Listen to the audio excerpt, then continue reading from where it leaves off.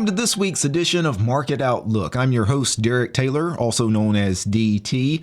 Market Outlook is a weekly podcast where I take a look at last week in the market as well as previewing the week ahead. I will also share with you some potential trade ideas, some options trades that I think are interesting for this week. So what were the major stories in the stock market this past week? Well, I think one of the major stories is that the Federal Reserve now is signaling that we may get that rate cut in December. So about a month ago, Jerome Powell kind of threw some cold water on this market. He said, hey, you know, that rate cut that we promised you in December, well, we're probably not going to give you that. He basically strongly hinted that the market was not going to get that rate cut. And what happened? Well, the market started to tank in a big way. It just started going down every day. And then, you know, like a week and a half ago, one of the Federal Reserve presidents, the one in New York, his name is John Williams. That's the Fed president of New York. And he stated that, hey, you know what? We're probably going to give you guys that rate cut. So, you know, the market going down every day. Hey, you guys, don't worry. We're probably still going to give you that quarter-point cut that you're expecting in December. And ever since he came out and said that, what has happened? Well, the market has gone up every single day since then. So it's really, the market is worried about inflation. The market is also worried about interest rates. And, you know, the market really wants interest rates to be cut because the interest rates have been held high, right? They've been kept high for a few years now, right? You're going back 2022, right? I mean, it's been, we're about to be in 2026. It's been well over 3 years now that we've had these higher interest rates, and that is weighing on the market. Now, the market's been strong, especially 2023, 2024, largely driven by the AI boom. But how long is the AI boom going to be able to overcome that pressure that is caused by the interest rates? So, you know, interest rates really do need to come down eventually, all right? And that's what the market wants. And that's what right now, at least the Federal Reserve president in New York is stating, hey, you guys, we're going to give you that rate cut in December. Another major story this past week was the volatility in the AI stocks is still there, right? The AI sector is especially volatile, seeing huge swings up and down in some stocks. We saw a huge price increase in Alphabet this past week. Alphabet, of course, the parent company of Google. And oddly enough, even though the broader market and especially the tech sector was very strong this week, we had one mega cap tech stock kind of underperform this past week, and that was Nvidia, which actually finished the week down. Some of that was amid concerns of its overly high valuation. And also some of Nvidia's weakness comes at the expense of Google being so strong, because there has been some reporting in the news that Gemini, you know, Google's Gemini, which is really the catalyst behind Google's rise in price recently, is that that large language model is outperforming pretty much everything else, including ChatGPT and others. So Google is now really, I'm not going to say it's in the lead in the AI race, but the news has been very positive for Google in recent weeks, where other stocks that are, you know, AI related have been kind of lagging, right? Microsoft has been kind of lagging behind. Meta has been very weak lately. And then Nvidia, which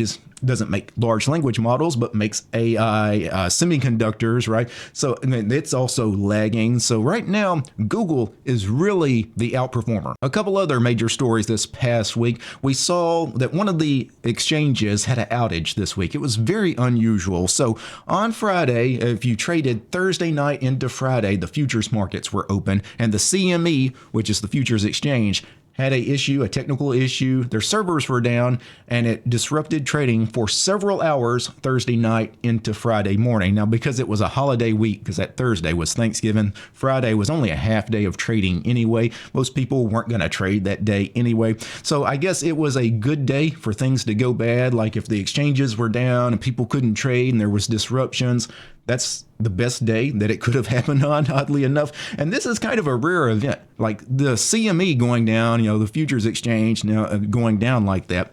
That hasn't happened in several years. You know, like, I think you got to go back to like 2018 or something, the last time they had an outage. I could be wrong on the year, but it's been a number of years since the last time they had a problem like that. So kind of a weird week in that respect as well. Also on Friday, that's obviously Black Friday in the US. That's when everybody goes out and begins Christmas shopping. It's like one of the biggest days of the year as far as retail sales. An early online sales report showed a solid start to the holiday season, right? A lot of the U.S. Black Friday online sales especially hit record highs. So could be a sign that maybe we get that Santa Claus rally this year that we didn't get last year. For those that don't remember, last year, the year was weak at the end of the year. Now, it was a weird year because it was a U.S. presidential election year. We had an election in November.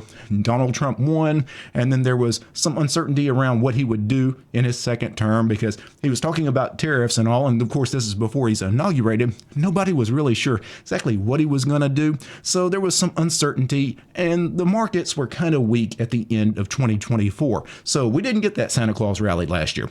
Maybe we get one this year. So let's jump into the trading platform and take a look at what the indexes did. So let's take a look at the SPX, which of course is the S&P 500 index. Now, if you're looking at the charts, if you're watching the video version with me, remember that the stock markets were not open on Thursday, so we only had a 4-day week. So we're looking at the last 4 candles for this past week instead of 5 candles because there was no trading on Thursday, Thanksgiving, right? So if we take a look at what the SPX did as far as weekly change, so it closed at just a hair over 6,600 last Friday, and it closed at 6,849 this past Friday. So that is like a 246 point increase. That's a nearly 4% increase in the SPX. It's basically a 3.7% up move on the week. So a very strong week, even though it was a holiday week. Because it was a holiday week, markets are kind of thin. Volumes are a little depressed, right? Because it's a weird week. A lot of people didn't trade at all on the half day on Friday. Many people cut out trading early on Wednesday because they've got to travel, right? A lot of the professionals on Wall Street. So it was a thin liquidity kind of week. And a lot of times when you get a little bit of a thin liquidity, sometimes you get those markets that just want to go up. And that's exactly what we had this past week in the SPX. If we switch over to the NDX, that is the NASDAQ index, you can see this also had a really solid week. The NDX finished up about 5% on the week. Now, why did the NASDAQ have an even stronger week than the SPX? Well, a lot of that has to do with the NASDAQ is very heavy as far as tech weighting, right? A lot of the major tech stocks are in the NASDAQ 100, including some of the ones that made huge moves, including Google. That really helped push the NDX higher last week. If we switch over to the RUT, R-U-T, which is the Russell 2000 index, this also had a monster week. The Russell was actually up 5.5% on the week, so the small caps were very strong. And let's take a look at DJX, which is the Dow Jones Index. This finished the week up a little more than 3%, so not quite as big a move as the NASDAQ or the Russell. And then finally, let's take a look at VIX, which is the Volatility Index in the market. And obviously, when the market is very strong, volatility is declining in a big way. The VIX actually finished the week down $7.08 on the week, which is a monster move. You can see it's trading at $16.35 and a decrease of $7. That's a 30% decline in volatility in 1 week. Now, for those of us that sell a lot of options, what does a 30% decline in volatility mean? It means we made a lot of money last week, right? So it means that all of our short options lost value, which is what you want when you sell an option, right? When you buy an option, when you're holding an option, you want it to increase in value, obviously, so you can buy low and sell high. Well, when you sell an option, you want to sell high and then buy it back to close at a lower price. So you want volatility to come in a big way when you're primarily short options. So let's take a look at some of the market sectors. So obviously the one that is the driving force behind this week's up move is tech. So if we take a look at XLK, the tech sector ETF, the tech sector finished the week up 4.8% on the week. Very, very strong, which you would expect. And obviously, we also talk about, when the market is doing well, there's a couple of sectors you can take a look at. Take a look at XLY, which is consumer discretionary. When the market is doing well, consumer discretionary does well, because consumer discretionary, this is the stuff that people buy. This is the money people spend on things that they don't necessarily need, but when the market's good, they buy consumer discretionary, right? So this finished the week up 4.9%. And if you take a look at the opposite end of the spectrum, which is consumer staples finished the week up only 1.9%. It actually had a really big candle, a red candle on Monday. So when the market is doing well, consumer discretionary does well. When the market is doing bad, consumer staples tends to outperform. So that is the correlation. That's why you need to monitor the sector ETFs and specifically monitor consumer staples and consumer discretionary, because a lot of times they will tell you what the general public is thinking as far as if the market is worried or not. If the market is worried, people are getting out of discretionary and getting into staples.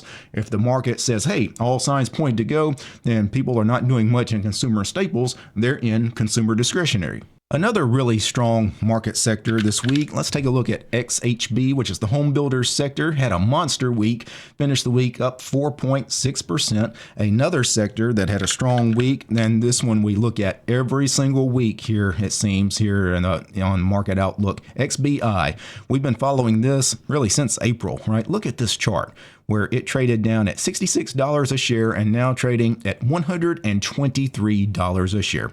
So in 7 months, it has doubled in price, right? So the biotech sector, which is XBI, it's the biotech, has been very strong. This past week, biotech finished the week up 5.6% on the week. Also, we had a lot of retail earnings here in the last couple of weeks. Retail has been very strong lately. XRT, the retail sector ETF, finished the week up 5.5%. Now, we didn't have a single market sector that finished the week down because the market was so strong. All the sectors were up. The weakest was consumer staples, only being up that 1.9%. But actually, there was one sector even weaker than consumer staples, and that was XLE, the energy sector ETF, which from last Friday to close of this Friday, XLE only finished the week up slightly more than 1%, around 1.2%. So definitely the underperformer this past week. Now let's take a look at some of the individual mega cap tech stocks. Let's start with AVGO, which is Broadcom.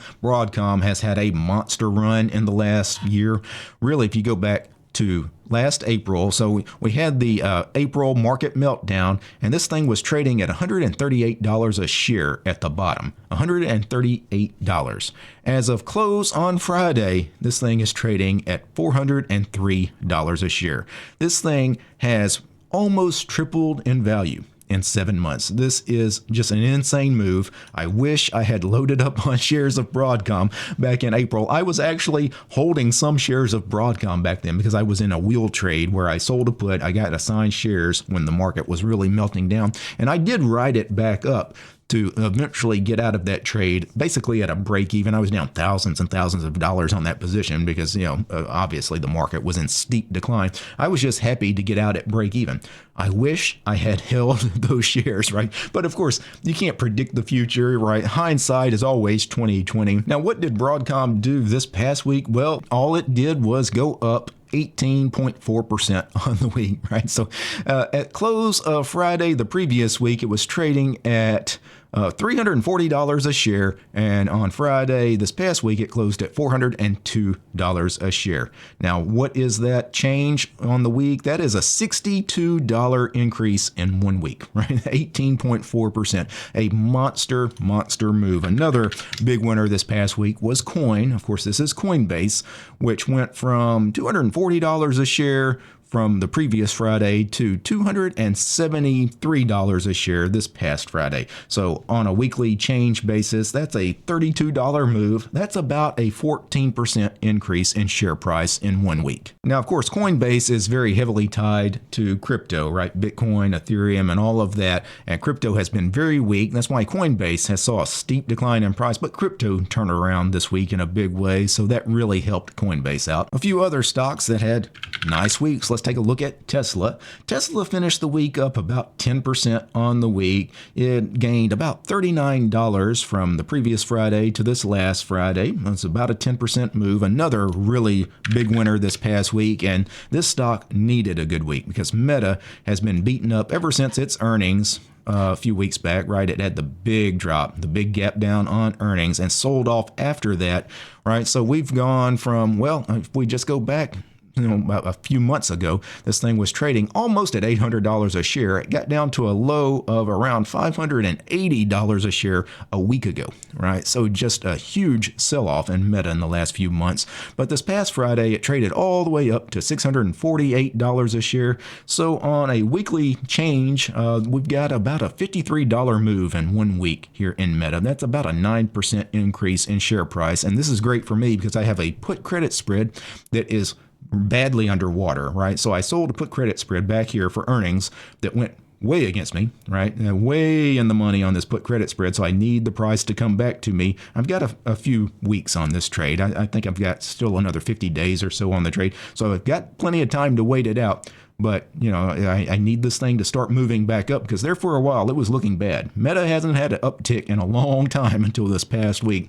So I'm really happy that Meta hopefully has found a bottom and starts inching back higher. A couple of other stocks that I monitor because I have positions in right now. I have strangles in these, and I need some of these to start moving back up because They've had a sell-off here recently. Palantir had been looking ugly for a while, but this past week it finished the week up about 9%. If I zoom in a little bit here on the chart, you can see a steep sell-off into the previous Friday, and then the past 4-day week, we had a nice little uptick. And then finally, Hood, which is Robinhood, had a monster week. This thing finished the day the previous Friday at $107 a share. It traded to $128 a share at close this past Friday. That's about a $21 increase in share price in 1 week. That's about a 20% move, right? So that is a monster move. And again, I have a strangle on in this that had been going against me to the downside. So I really needed those up moves in both Hood and Palantir. That helped me out a lot.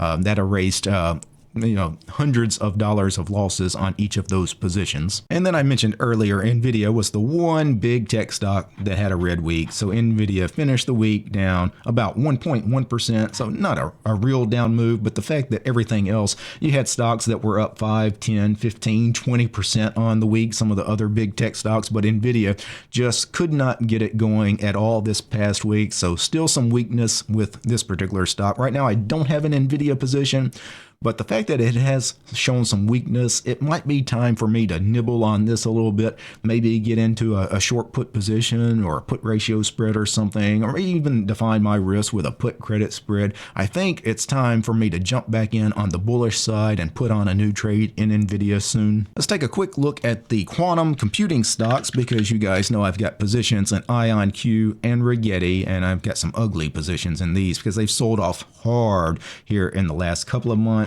But in the last couple of weeks, they seem to have kind of found a bottom, and this past week, both IonQ and Rigetti had up weeks. IonQ finished the week up about 18%, which seems like a monster week, but really IonQ and Rigetti, they very volatile stocks. They make gigantic moves all the time, practically every day.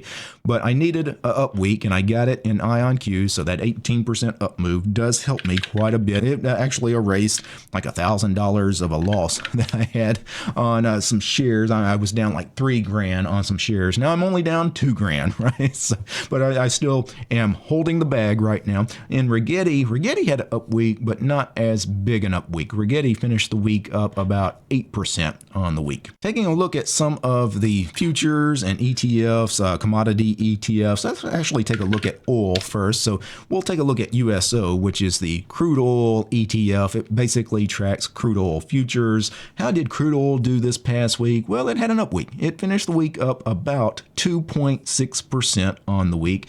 And if we take a look at natty gas, crude oil and natty gas sometimes move in tandem, right? There is some correlation, but sometimes they diverge. And this past week, they kind of diverged a little bit because USO was very strong, right? Oil was up 2.5%, but natural gas for that 5-day period really didn't go anywhere. It was up very slightly, maybe up 0.5% on the week. Moving over to the crypto futures. So let's start with IBIT, which is Bitcoin. Bitcoin had a monster week because this thing had been in free fall, right? It had been waterfalling, right, in a big way.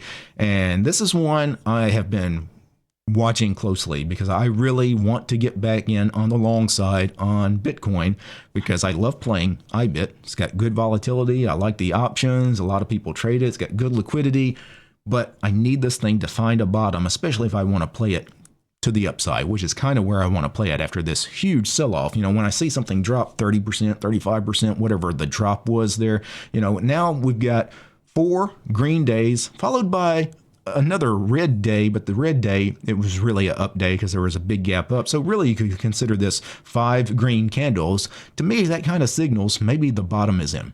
So maybe I nibble on IBIT a little bit here, but IBIT finished the week up 7.5%. If we take a look at Ethereum, so we'll take a look at ETHA, the Ethereum ETF. This was even stronger. Ethereum finished the week up right around 11% on the week. Right now, both IBIT and Ethereum have great IV ranks. So those of you that want to trade options on these products, IBIT has an IV rank of 52. Ethereum, ETHA, has an IV rank of 82. So if you want to go sell some puts or maybe even sell some strangles, you know, try to play both sides of the market, especially when volatility is elevated, I think that would be the smart play. Let's take a look at the metals. So GLD, which is the gold ETF, this tracks gold futures. Gold had a pretty good week. Gold was up 3.6% on the week, but it didn't have the week that silver had. So if we switch over to SLV, silver finished the week up 13%. Look at this candle on Friday. Those watching the video version of the podcast, silver gapped up, SLV here, gapped up from $48.40 on Thursday. It opened on Friday at $49.66, so that's a monster gap, and then traded all the way to close on Friday at $51.20. Just a absolute monster move. Now, again, because it's a holiday, there could be thin liquidity. There weren't as many people trading, so sometimes things can get pushed around a little bit on not a lot of volume. So it'll be interesting to see when the markets open Sunday night this week if these futures don't come back down to earth a little bit, but who knows? You know, right? Nobody can really ever predict where a market is going to go, but I would be careful here jumping in, especially on the bullish side of silver, because again, I think the holiday week being a weird week, once everybody else that normally trades silver jumps back into trading, this may come back down to where it was on the previous candle here on Wednesday. Let's take a quick look at the currencies. We'll start with UUP, which is the dollar index ETF. So this tracks the strength of the dollar related to other currencies, mainly the euro, the British pound, and the yen. UUP finished the week down about 0.5%. So a little bit of weakness in the dollar, which means that the euro, the pound, and the yen were probably pretty strong this week. If we take a look, let's start with the euro, and I'll take a look at the ETF FXE, which mirrors the euro futures. FXE finished the week up 0.8%. So that tracks, right? If this finished the week up 0.8%, you would expect the dollar to be down, 0.8% when the dollar was down 0.6%. But if we take a look at the pound, because there is a British pound component to the dollar index, so FXB finished the week up about 1%. So the British pound was very strong. And then finally, let's take a look at FXY, which is the Japanese yen ETF. And the yen really didn't go anywhere. Finished the week maybe up 0.2%, practically unchanged for the Japanese yen this week. And then one final product to take a look at. Let's take a look at TLT, which is the 20-plus year Treasury bond ETF. TLT finished the week up 0.8%, so bonds had a strong week. And bonds, because now the market has turned around and we're probably going to get that interest rate cut, and we really need bonds to go up, and the market is complying, at least right now. So bonds long term, I think you have to be bullish on bonds from here. Now, that doesn't mean that you go and sell some puts or some put credit spreads or buy some call debit spreads on TLT that you're guaranteed for those things to work out. But long term, TLT has to go up from here. It's just getting the timing right. Right now, though, IV rank in TLT is only 2. So it's hard to go and sell puts or put credit spreads in this thing with such a low IV. So unfortunately right now I'm not playing it, but if you wanted to play it, I think the smart play, probably go out a little further in time and with really low IV rank, maybe just buy an at the money call, say something 120 days, 180 days out, just buy the at the money call, sit on it, because, I think 6 months from now, TLT could be trading, at 95. Right now we're just trading just a hair above 90. Let's talk a little bit about earnings. So we are well past earnings season now. There's really not much left to report earnings, just some stragglers. None of these companies are all that interesting to trade. But after the close on Monday, MongoDB, MDB is the ticker symbol, not the most liquid product, not something I'm going to trade. The option markets are terrible in this, but this does report after the bell on Monday. SIG, which is Signet Jewelers, reports before the bell on Tuesday. And then after the bell on Tuesday, you have some moderately interesting companies. These are probably the best of the bunch for this week. Marvell reports after the bell on Tuesday. Right now, Marvell has an IV rank of 49, trading around $89 a share. And IVX of 70%. If we go into the January monthly cycle, the bid-ask spreads here are kind of wide, 30 cents, 40 cents wide. It's somewhat tradable. You might want to define your risk because the bid-ask spreads are a little wide, but you could probably find a trade in there if you really needed a trade. GitLab also reports after the bell on Tuesday. Sometimes I play this because I'm a customer. I use GitLab for my version control. I've got a lot of scripting and programming projects that I keep on GitLab for especially the DistroTube channel, my other YouTube channel, a tech channel. And I like GitLab as a product, so I like the company, so I try to support it. So I might do something in here, but just know, this just me personally, because I'm a customer, I play it. I would never recommend you guys to go trade this thing. Liquidity is kind of bad in this. 40 cent wide, 50 cent wide bid-ask spreads, which is a giant bid-ask spread in a stock that currently is trading at $41 a share. You guys probably just need to avoid that one.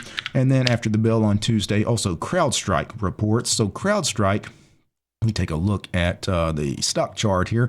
CrowdStrike has had a nice little up move here in the last, since September or so, last 3 months. Now, obviously, as the market sold off here in the past couple of weeks, it sold off a little bit, but still, CrowdStrike trading at the higher end of its recent range, trading around $509 a share. Because this is a high dollar stock, liquidity will be an issue. If we go into the January monthly cycle, you can see the bid-ask spreads are $1.50 wide on some strikes. This is practically untradeable. I would avoid this. Some other earnings plays this week. Before the bell on Wednesday, Dollar Tree reports, also Macy's reports. After the bell on Wednesday, you have CRM, Snow, AI, and Five. And Five is Five Below. It's a discount retailer.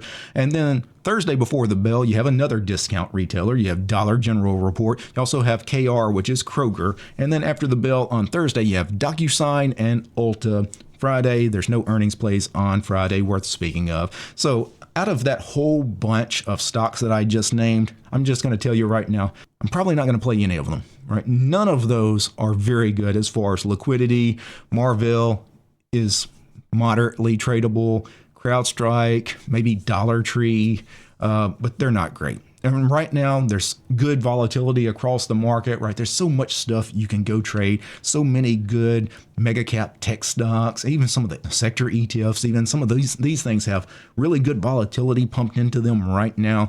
Don't go and be desperate for a trade, right? Don't put on a trade just to put on a trade, right? Make sure that there's some real opportunity to take the trade. Right now, these earnings trades, at least this bunch here, I'm not all that interested in. So let's talk about some trades I am interested in for this week. So I did mention some tech stocks. So let's talk about AMD, because AMD, we've talked about this for the last couple of weeks, had a steep decline a couple of weeks ago, right? This thing went from like $263 a share, traded all the way down to $194 a share, right? That is a gigantic decline in price. It's nearly $70 that came off of that share price. And then this past week found a bottom, right? We had 4 green candles. Well, really 3 green candles, because we did have one day where it gapped down and then rallied. But still, I would say that AMD looks like it might have found a bottom here, might have found a range. So for me, I love the idea of going and putting on a bullish trade.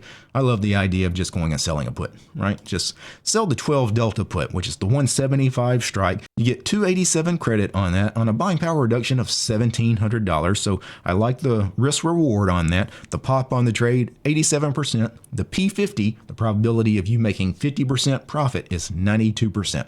And I always manage my trades at 50% profit. So that's the number that's important to me. I'm going to win on this trade 92% of the time, right? So I love that trade. If you wanted to sell both sides, you certainly could. I would fear selling the call side on something that's beaten up because I think AMD is likely to rise. I think the overall market right now wants to go up. So if you're going to sell the call side, I would protect it a little bit. I would actually sell a bigger delta put, maybe do a 17 delta put for 445 credit. And then on the call side, do a smaller delta, like a 7 delta for another $1.10 or so. So overall, the trade, 558 credit, buying power reduction of $1,800. But again, I'm probably just going to sell the put side myself because I think right now the market wants to rally here over the next month, toward the end of the year, because I think now that the market expects that interest rate cut, I want to have some long deltas. So I'm probably just going to do one side of the trade. For those that want to play NVIDIA, now NVIDIA doesn't have as juicy of an IV rank. It only has an IV rank of 12, but if you want to be directional, there's nothing wrong in just selling a put, even on something that has a low IV, because a short put still has a directional component, right? You're bullish, just sell the 18 delta put, right? This is a 155 strike for nearly $3 credit. Now, the buying power reduction on NVIDIA is kind of high, $3,100. You get much greater buying power relief right now selling puts in AMD. AMD is just the better play. So if I'm choosing between, hey, I can sell a put in either AMD or NVIDIA, and both of them are similarly priced products, I'm going to go sell the put in AMD because it's just a better trade. A couple of other things I think that are interesting for this week. I've been waiting for Bitcoin to bottom out. I've been waiting for Coinbase to bottom out as well. And maybe we found a bottom in both Bitcoin and Coinbase. So maybe we get back in on the bullish side on Coinbase. Coinbase only has an IV rank of 18. But if you wanted to do something here, I think a good play may just be buying the at the money call debit spread. This is a purely 50-50 shot. Go out to the 48-day cycle here in the January monthly cycle. Do the at the money call. So buy the at the money call and then sell the call $10 above. Basically, you're risking $500 to make $500 on the trade. In this example, we would be risking $450 to make $550. So it's not exactly a 500 to 500 ratio, but it's pretty close, right? You buy the at the money call and then size it appropriately. If you wanted a bigger trade, you don't have to do $10 wide. You do $20 wide, where you're risking essentially $1,000 to make $1,000. But whatever it is you want to risk on the trade, it's a 50-50 coin flip kind of shot. And normally I don't do these, but I think it makes sense when something's badly beaten up and you think it's found a bottom. Yeah, just go ahead and buy that at the money call debit spread. I think it's the smart play here. And of course, we could also just play Bitcoin itself with IBIT. So IBIT has an IV rank of 48 right now. Now, IBIT, the buying power in this is kind of high, so selling like a 13 delta put here, I get 71 cents credit on a buying power reduction of $1,100. That's extremely high for a stock trading at $51 a share. So this is not great in terms of risk reward as far as the capital efficiency on the trade. So what I would do, what we might do, a long option rather than a short option. I don't typically buy calls, but this might be the one I do something, especially short term, because I think if this has found a bottom here in this first week after it finds a bottom, a lot of times you get a really big rebound. Maybe we do a 5 DTE trade. First thing on Monday, maybe I go buy the at the money call. It's only $1.67. Right? I think that could be the play. This is not a play I would typically do, but hey, why not? The most I could lose on it is $1.67. It's basically a $1.67 lottery ticket, because maybe IBIT goes up to 55 on the week. And if it did, well, I'd have to recover 167 just to break even. So I got to get to like 52.5 to break even. And then after that, it's all profit. So if it went up to 55, I make $250 or so on the play. Now, again, this is kind of a low probability event, IBIT going up, especially that much. But if it happened to happen, I'd make a little bit, and I don't mind playing this on the cheap. And right now, these options aren't terribly expensive. So that's it for this week's edition of Market Outlook. Market Outlook, you guys, if you're listening over on Spotify or over on Apple, please give this podcast a 5-star rating. It'll help boost us in the algorithms because I certainly could use the help. We need to grow this channel and grow the viewership. Also, for those that haven't already checked out my book, The Super Wheel Option Strategy, this book is available on Amazon. It's about my favorite option strategy, which is the wheel option strategy. If you're watching the video version of this podcast on YouTube, you'll find a link to the book in the show description. All right, guys. Peace.